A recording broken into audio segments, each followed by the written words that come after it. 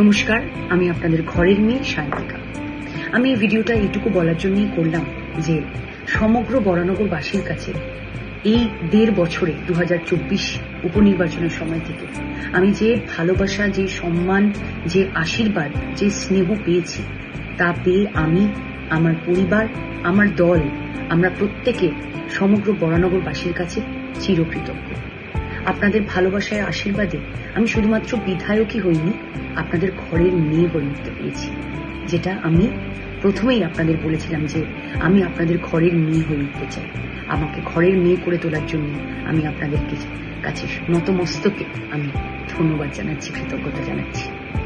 আমি 5 বছরও পাইনি বিধায়ক হিসেবে, যেহেতু আমি উপনির্বাচনে নির্বাচিত হয়ে এসেছিলাম। আমি মাত্র 1.5 বছর পেয়েছিলাম এবং সেই 1.5 বছরে আমি চেষ্টা করেছি প্রত্যেকটা মানুষের কাছে পৌঁছতে, প্রত্যেকটা ওয়ার্ডে পৌঁছাতে, প্রত্যেকটা এলাকায় পৌঁছাতে এবং সেইখান থেকে সেই সমস্যাগুলো তুলে এনে তার উপরে কাজ করতে, এবং আমি করেছিও। আমি চেষ্টা করেছি আপনাদের ঘরে ঘরে পৌঁছে গিয়ে আপনাদের কথা শুনতে, কিন্তু মাত্র 1.5 বছরে কাজ করে আমার মন ভরেনি।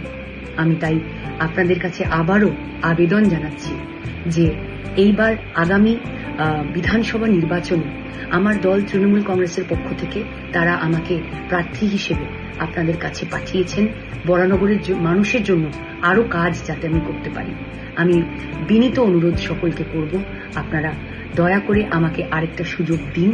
আমাকে 5 বছরের জন্য আপনাদের পাশে থেকে আপনাদের ঘরের মেয়ে হয়ে কাজ করার একটা সুযোগ দিন।